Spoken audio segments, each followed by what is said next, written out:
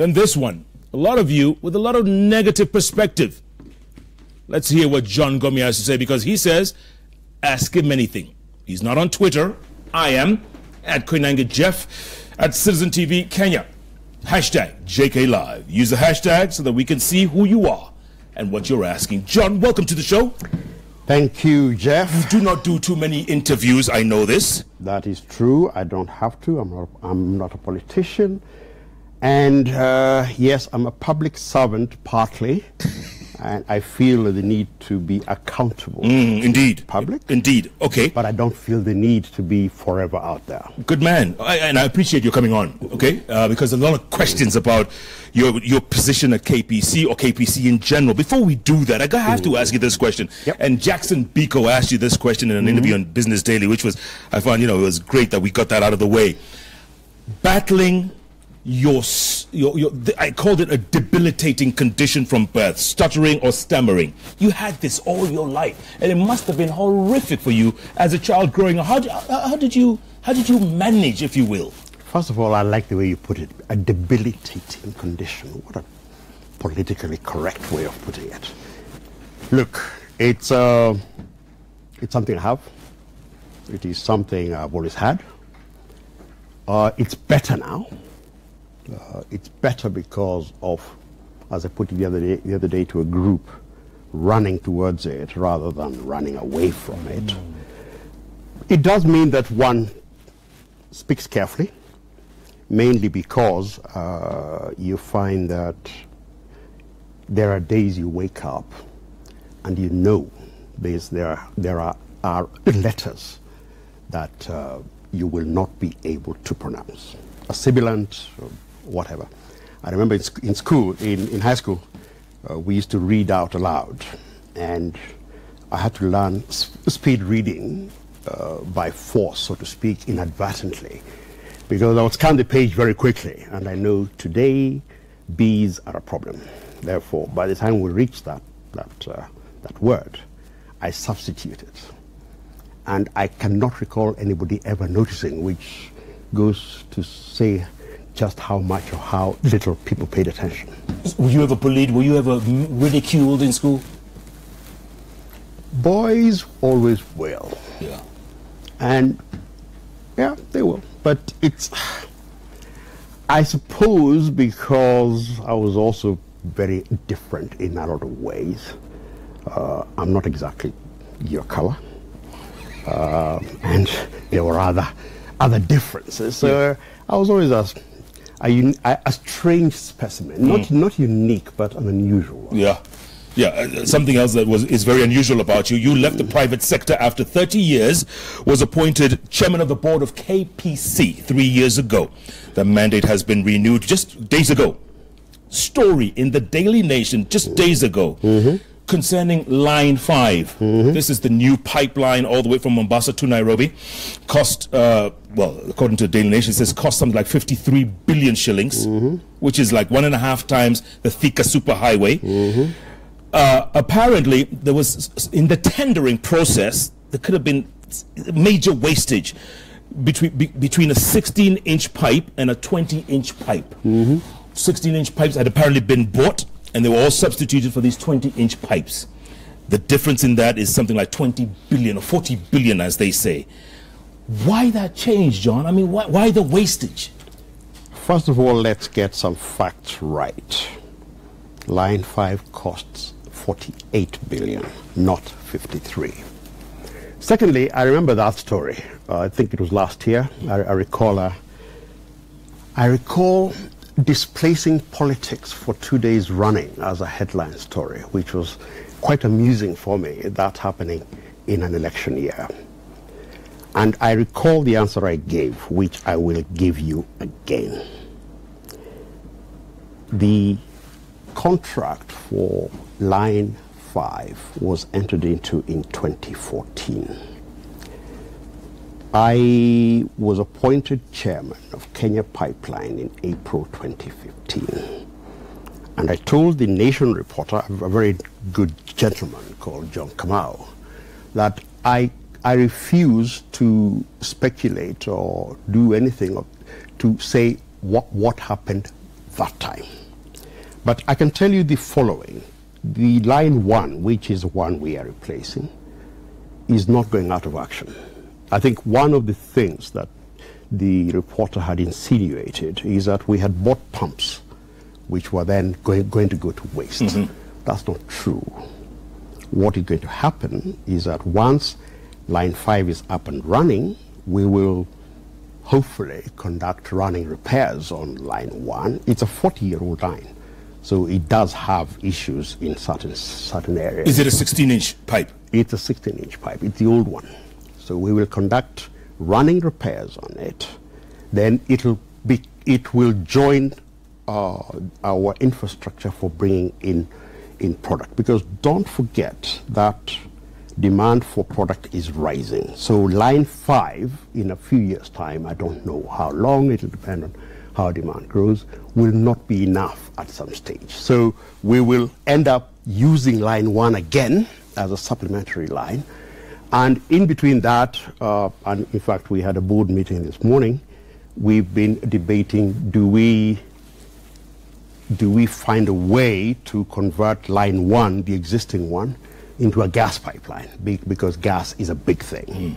So the bottom line, if one may use that Americanism, is that line 1 and the pumps that were bought for it 8-10 years ago will not be wasted. And very soon, in a few years' time, you'll be saying the 20-inch line is too small. I remember in 78 when JKL was opened, I can recall similar arguments. Why have we built a huge airport? This will never be used. And Bakassi was fine. Today, JKL is too small. We need a bigger airport. Yeah. So call it that we've built for the future, rather than building for demand now. So when your critics say that this is the biggest wastage of public funds recorded by a parastatal. What wastage? I don't know if somebody has come up and said that if you had built a 16-inch line, it would have cost X. I don't know. What I was appointed to do was to oversee the operations of KPC as they are, not as one would wish they had been. And what we have and what we have to complete is a 20-inch pipeline. And if I could ask you as a layman, what's the difference between a 16-inch and a 20-inch? A lot. Today, the line we have pumps at peak time 850,000 liters an hour. The line we are putting on will pump 1 million liters an hour. That's a huge difference in terms of how much you can put through, and how much, more important, how much you can put through as a substitute to what has been going in tankers. I forget the figure, but I recall way back when I joined Kenya Pipeline, I was given a figure like 700 tankers a day would be replaced by the incremental capacity in line 5. Yeah. When does that go online, the 20-inch? Today we started oiling in, just to explain that. You build a pipeline, then you need to rush to push water through it, then you need to begin to oil it in, because it's going to be used for oil, yes? Yeah. So you need to begin filling it with oil. We started that yesterday at 2:30 p.m. And if you've driven down Mombasa Road, you'll see pump station 1, pump station 3, pump station 5. So as of this afternoon, it had reached pump station 3. So it will be pushed up gradually up to pump station 10, which is the one at Nanyuki Road in industrial area. There will be other tests and other processes, but the commitment we've given is that it will be operational, optimally operational, on the 1st of July. Okay, 1st of July. The other one, Kisumu Oil Jetty, was also supposed to be complete and running. The Kisumu Oil Jetty is complete. It's not running yet. Hold on. Let me put a plug for us, for heaven's sake. Kisumu Oil Jetty would in fact have been completed on time. It was completed on budget. But the reason it wasn't completed on time is because we began it in the middle of last year. And of course, as you know, we had an electioneering period which had its own disruptions. But more important, we also had equipment which was coming from Texas. And there was a huge hurricane, if you remember, which put the factory producing it out of action. But Kisumu Oil Jetty was ready February 28. And what is that going to do, basically, to that area? What's going to be different?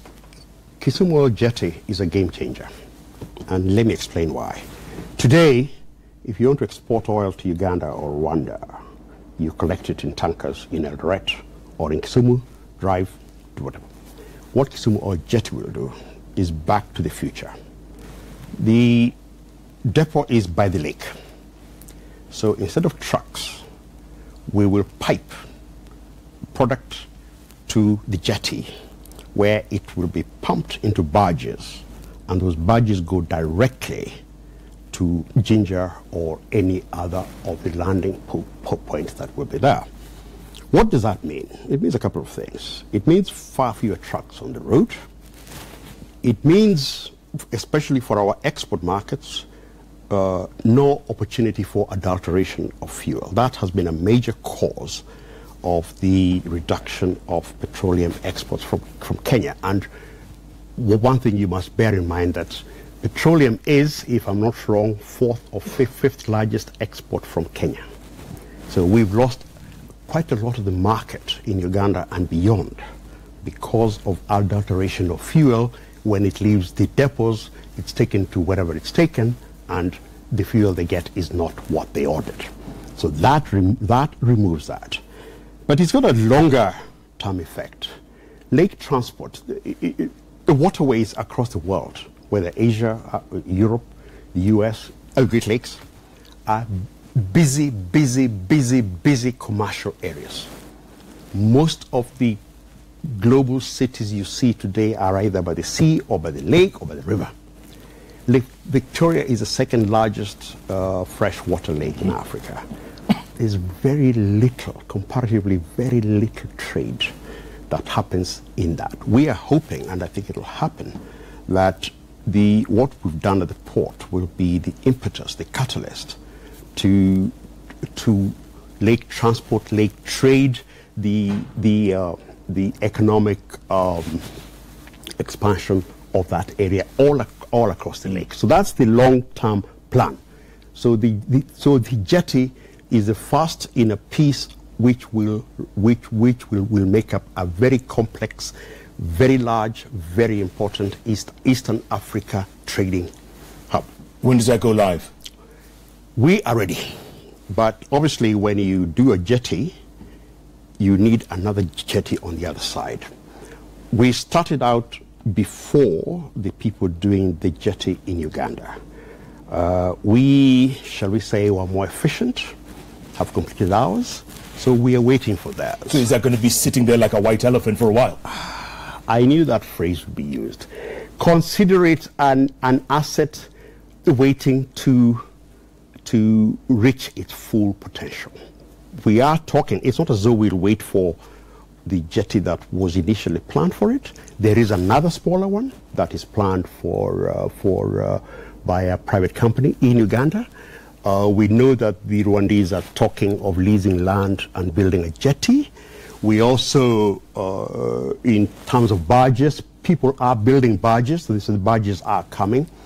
I think you will agree that it is probably better that for once Kenya Pipeline is ahead rather than behind.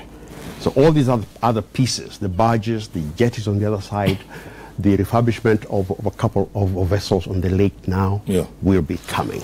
You talk about that project being on time. It cost about, what, 1.7 billion shillings? 1.7 billion. Critics said that the tendering for that was quite dodgy at best. The Kisumu Oil Jetty is the first project Kenya Pipeline have ever done which did not result in any complaint to any of the regulatory authorities on procurement or to courts. None whatsoever. It was tendered for by a mix of Kenyan and global companies. It was won by a Kenyan company, Southern Engineering, been around for 50 years plus. I recall them as my clients way back when I was a young banker in the 80s. They've been doing water or marine engineering for ages. They have done it and done it on time. I don't know what these critics are. I would challenge them. Name me one complaint by anybody on that project. We are very proud of it because we are hoping and we are keen and we are determined that it will be the precursor to how projects are done henceforth. It is it was the first project conceptualized and started under this particular board's watch, and I'm very, very proud that we finished it on budget. As I said, we had challenges in Texas and with the election, but it's finished. It's over, and please go and see it. Are you proud of Line 5 as much as you are KOJ, Kisumu Oil Jetty? Are you as proud? I know it didn't start under your watch, but are you proud of it, despite the controversy? You know, it is so much easier to join the chorus of naysayers and say how horrible it is and so on and so on and so forth. It's an engineering marvel. It's a very, very good line, and in fact we have encouraged our communications team to bring in the media and see it at work. It's been done under the supervision, so to speak, of a Kenyan company, Kenya Pipeline. If you think of the original Line 1, it was built in 78 with a 25-year lifespan. It's still running. It's still being run by Kenyan engineers. Kenya Pipeline has not a single expatriate. I am proud that, especially in the last 6 months, our engineers have been very closely involved and have ensured that the line has been brought to as close a completion as I indicated earlier. And of course I'm proud of it. And don't forget, and again, we like running ourselves down. As far as I know, Kenya is the only country that operates a white product pipeline complex system other than South Africa. We've got at the moment 1,372. When you add the new line, it'll be closer to 1,700 kilometers of pipeline. Of course, I'm proud of that. We are running a complex pipeline system. It's like going to Louisiana or Texas or Antwerp and seeing that complex of pipeline and saying, hey, we also have one. We now have, if you think about it, we have Line 1, we have Line 5. So we have 2 lines running parallel from Mombasa to Nairobi. We have Line 2 and Line 4, 2 lines running parallel to Eldoret. We have Line 6 and Line 3, 2 lines running parallel from Lusinendet, which is a few kilometers north of Nakuru, to Kisumu. We are operating that system. In the 3 years I have been chairman of this corporation, we haven't had a day, including the election period, when you have not driven your very nice car to work and back. Think about it. It's a fantastic transport storage system we have, which ensures that the whole of Kenya receives a product. Okay. So a moment ago you mentioned that you had a board meeting today. Your critics again say John Ngumi meets once too often with his board. Last year, some probably 248 times. No, it wasn't. But yes, you're not too. But whether it was 240 or 100, what's your point? My point is, why so many meetings? And you're getting what? 20,000 shillings a sitting. Go back. First of all, go back to the point I made that. We found Line 5 at 11% completion in November 2015, when it was meant to be completed by February 2016. What we did was to do what Kenyans have asked us to do. We exercised effective leadership.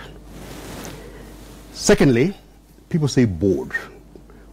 Kenya Pipeline is run, the board oversees the company through board committees.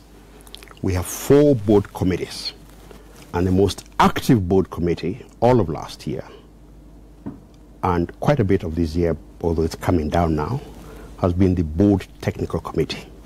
Those people have walked this line 5 heaven knows how many times, because we decided that we had a duty. We aren't going to tell engineers what to do, but what we did was to ensure that what they said they will do, they did. It was close oversight. So I repeat what I've said before. I make no apologies, because if we hadn't done it, especially on the board technical side, you would be sitting here saying, you took a loan of $350 million, this pipeline is not even halfway completed. I would rather I was being beaten, as you and others have, for achieving, than being beaten for wasting the money. Okay, so the obvious question here is, after 20,000 shillings are sitting, what do you get a month? What is your salary a month as chairman of the board? First of all, let's put the 20,000 as sitting into context. Our annual report, of which you have a soft copy, and I'll leave you this. Thank you. This copy is very clear on the number of meetings. So, full board meetings held in the year 2016-2017, we had 9. Mwongozo says you must meet at least 4 times. Most people tend to misread it as at most 4 times. It says at least 4 times. We also had board ad hoc meetings. Those are meetings usually called to discuss a certain issue. The media has exploded with a scam, there's a scandal, this procurement has gone wrong or something. We have to ask, what is this? Or as certain issue has come up. Board ad hoc meetings, we had 11.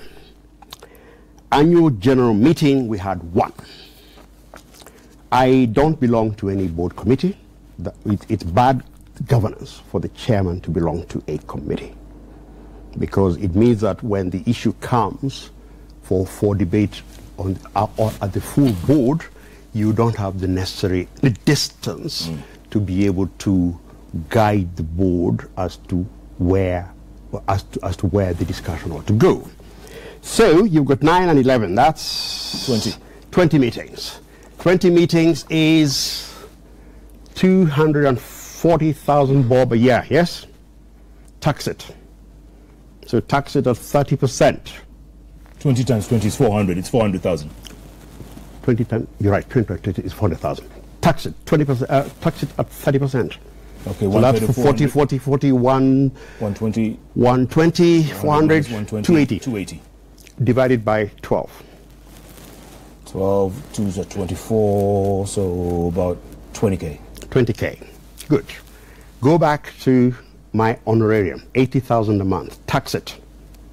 Again, at 30? 30%. Take home about 45 and 48. 50. Add it to the 20. 48 plus 20, 68. That's my salary. That's your monthly salary? Yes. Are you kidding? No. Really? Absolutely.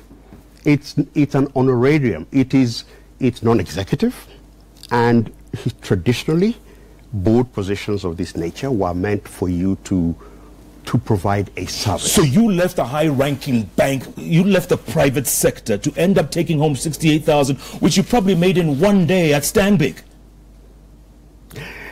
I prefer to look at it in a different way. I think it's increasingly rare when the leader of a country makes a call to you to be of service to the country, I think it is incumbent upon us, those who can afford or who can tighten their belts a bit, to try and be of that service. I know it sounds mawkish and goody-goody John and so on and so forth, yeah. but that is the truth. You know, that's, you know, people turn around and say John Ngumi left the private sector to make tons of cash, and that's what he's doing now. You're getting it the wrong way around. I was a banker. The president appointed me as chairman. Kenya Pipeline is and remains a valuable customer of Stanbic. Kenya Pipeline's customers, the oil companies, are valuable customers of Stanbic. Everything about, if I had, and I was also very closely involved in arranging the loan that has part financed Line 5. It would have been not right for me to stay on as a banker and be a chairman of Kenya Pipeline. In 2000, I was faced with a similar situation. When I went back into banking, I was a founder director of the CCK, which is now the Communications Authority. And when I knew that Citibank, which is the bank I rejoined, had ambitions and was going to be a player in the telecom industry, there's no way I could have sat on the board of a regulator and been a banker to the same industry. It doesn't make sense. So, because of a confluence of things, I chose, after discussions with the bank, I chose to take early retirement from Stanbic and do this and do other things, but there is no way, and I have no regrets about taking on the chairmanship of Kenya Pipeline, and I would never have stayed as a banker at Stanbic. So what you're telling me, John, is you've taken a big hit from your salary. You've taken a big hit, but yet people say you went to, lack of a better word, and I'm not saying this, you went to loot. Yes, I've heard that. People are mesmerized by billions. When I was in Stanbic, I think in the 11 years I was involved with the investment bank at Stanbic, I think if memory serves right, we were involved, I was closely involved in creating and leading transactions, probably $8 billion across East Africa. Now, $8 billion is not a small amount of money. Okay? And why on earth would I not take a cent from $8 billion worth of transactions and then after 30 years plus of being a banker, go to Pipeline and steal what? $1 million, 10 million, 15 million, 20 million, 100 million, 200 million? Why? What on earth for? Remember, I have worked for the same bank twice, the Citibank and Stanbic, because when I came back to Kenya in '83, it was called Grindlays. No one would ever have hired me if I had left. I would rather be broke. I would rather go on my knees and say, I am broke, please help me. But take money, why? What for? And the other thing that people tend to forget is that non-exec directors and chairmen don't run companies. We don't sign checks. The only thing I sign at Kenya Pipeline is, number one, when I receive my sitting allowance, I sign. So there's a record. You can actually go and check how much money I've collected after each meeting. My $20,000 a month, according to that. Yes. It's that record. Now, number two, the letter of employment or the dismissal for the managing director, because that's my job. 3, letters on behalf of the board to the cabinet secretary, to the head of public service, and if need ever arises, to the president. That's what I sign. Yeah. I'm not assigned to the bank account. I don't get involved in procurement. I couldn't tell you who supplies eggs or valves or whatever it is that's supplied. Why on earth would I poke my nose into that? Do you sign off on helicopter rides? Because critics say this man loves to take helicopter rides. Dear. The Kenya pipeline network runs from Mombasa to Eldoret with a branch to Kisumu. If you go to Wilson Airport and get the logs of the Kenya pipeline helicopter, you will find that I have used the helicopter only on that line, Mombasa to Eldoret and Kisumu, other than once when we had a retreat, a board and executive management retreat at Mount Kenya, when myself and several directors took a helicopter to Mount Kenya and back. The helicopter story is a mischievous story, and I think let me take a minute to set it right. In 2016, at the end of the year, we had a sports. We always have a sports day. We had a sports day at the end of 2016 in Mombasa, and the staff asked me to go and talk to them. Let's just say I was already making waves within KPC, and so I said yes. But we said I would be in other meetings that day, so I would be picked up. I would go to Wilson Airport and jump into our helicopter to Mombasa, which, by the way, is still on our line. Mm-hmm.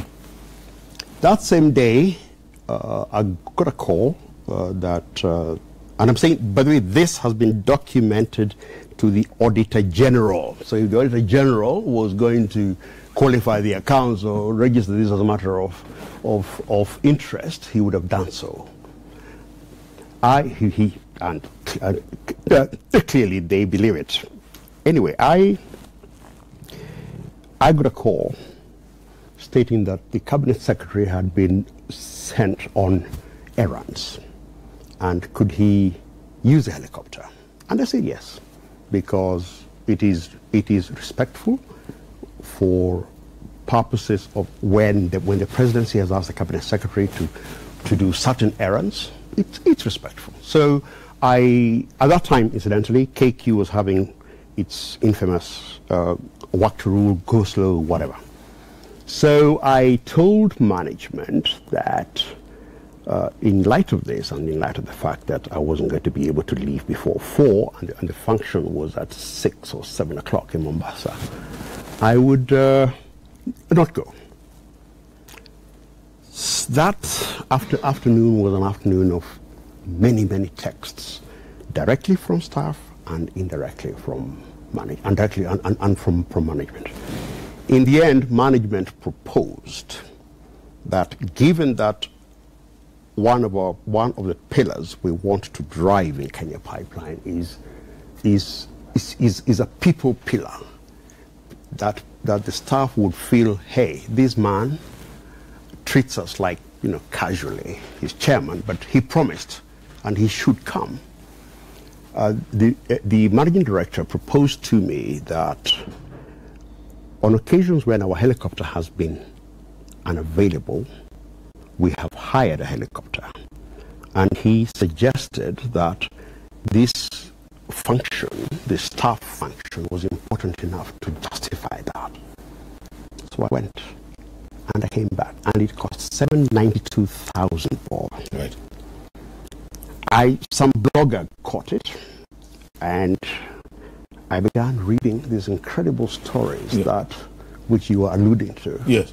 That every weekend I take a bevy of heaven knows who to do what.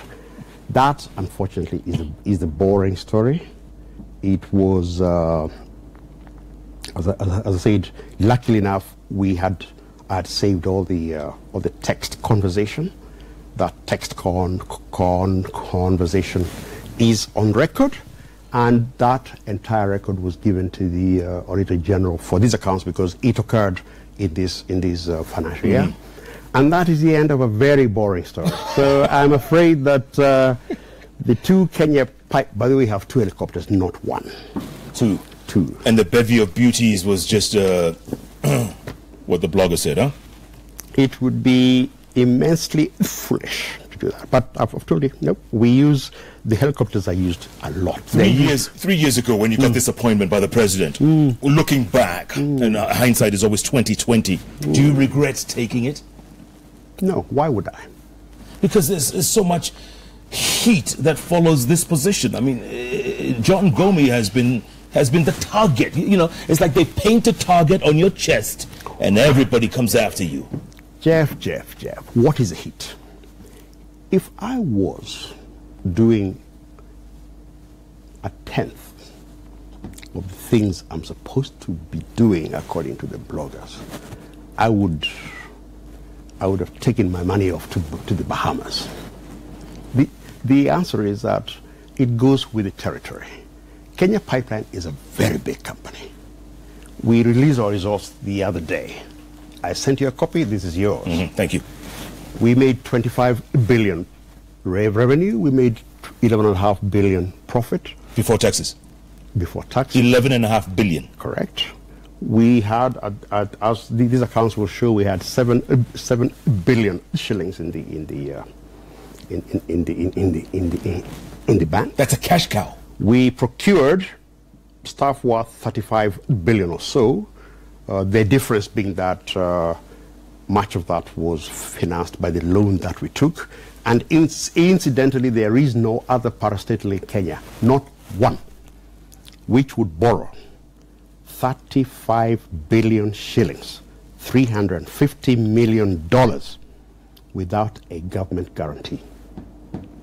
Ergo, the cash cow, yeah, where everybody would want to eat. Absolutely. And I'm glad you used the word ergo. It is true. That is exactly what people see. People see all this cash cow, and it's like being in a bank. A bank has billions of shillings. Do you see yourself as these billions of shillings are mine? No. Those belong to customers. This money, 25 billion, 10 billion, whatever, belongs to you. I am a steward. That is something we need to get, and I'm blaming the media for this, because you're always right that the Kenya Pipeline chairmanship position is lucrative. What do you mean by lucrative? Lucrative implies that you go there to make the money. Whose money? It is you who have encouraged, and I know I'm being unfair, but I have to drive this point home to you. It is you people who have encouraged this thought that you will go into a Kenya Pipeline or a Kenya Ports Authority or a Kenya Airports Authority or any of those cash generative, those utility type outfits, and put your hand in, and as the cash flows from here to here, a bit of it sticks to you. Well, it doesn't. If Kenyans don't believe that, I can't convince them otherwise. But the fact of the matter is that this company, its assets, it's a very big company, by the way. At the moment, its assets now are approaching 130 billion. This is a very big company, but it is Kenya's company. I watched. Let me give you an analogy. In 2001, I was banker to Safaricom. That time, Safaricom had 16,000 subscribers. And I walked around this town for months with Michael Joseph and Les Bailey, who was the CFO, raising 4 billion. It was a struggle. But one could see where that company was going. I see the same here. This is a company that has the capacity, the potential, I'm sorry, to be bigger than Safaricom. Especially if we go into the areas of LPG, which will really, truly be going to serve the mass market. So yes, it will remain, because we've got this fetish of money, and that if you get to position X, you must, your bank account, your bank balance must reflect that position. That fetish will remain. But let me tell you, and I will never tire of saying it, we have worked hard, and as long as I'm chairman, not a shilling will willingly be taken away, willingly and knowingly. Now, I'm not naive. I told you earlier, correct, I don't run the company. So goodness knows what happens. But I can tell you the things that come to the board, no, we will not have wastage. And yet with assets worth 130 billion, is that what you said? Correct. 130 billion shillings, you take home 68,000. That is, and I've argued this with the government, it is wrong. I think in the past, if you remember, there used to be, or you may remember this, there used to be quite a debate as to how you can pay civil servants 20,000 bob and give them oversight over a budget, or control rather, over a budget of 10 billion or something. I see the same things here. In the past, in the previous generations, serving on boards of this nature was a giving back. It was you using your experience that you've gained to sit and guide a public company growing. Kenya Pipeline was young in '78. It needed that. Today, it's different. Today, you've got fiduciary responsibilities. It is a high-risk job in terms of if things go wrong, you are responsible. You've seen the complexity of the board committees, the fact that directors have to become real experts in what they're doing. Yeah. It's a time-consuming job. It is not, as many people have always thought it is, a matter of once a month, once a quarter, driving down industrial areas, sitting down, having a chin wag over this, that, the other, collecting your sitting down and going away. No, this is hard work. So I think I'm probably the last of that breed who see the merit in serving for a pittance. Yeah. But it's going. It can't survive. You are, in effect, almost driving people to doing the things you say that they want to do. Sure. Last of the Mohicans. You're going to have to, after your 3-year term comes up, you're going to have to jump back into the private sector. You must have a big hole in your personal budget or personal account. Yes, and the belts have holes for a reason. You tighten them and you move on. Yeah, because you've had this experience before. You went broke. Absolutely. And I want to talk about that after the break. You went, the auctioneers were at your house. Many times. And you're laughing about it. Absolutely. It's part of growing up. The auctioneers came to your house to pick stuff up with your kids in the house. Yes, and? Wow. Would you rather I stole, or would you rather I worked my way out of that? Well, people out there think you stole. I mean, they think I've brought you here to sanitize you. What does that even mean? What does sanitize mean? I have no idea. Did you spell it with an S or a Z? John Ngumi has a sense of humor. My goodness, what a life, though. What a life. You could have gone to Lenano Nairobi School growing up. You ended up in Jamhuri. Ask me about it, I'll tell you. I will. As will you. We're going to take a break. What a fascinating interview with this man. He's calling it. Whatever you may think of John Ngumi, he's answering the questions. Do you have your own? Ask, and you shall receive. At Koinange Jeff, at Citizen TV Kenya, hashtag JK Live. JK Live takes a break. We'll be back in a moment. You went broke.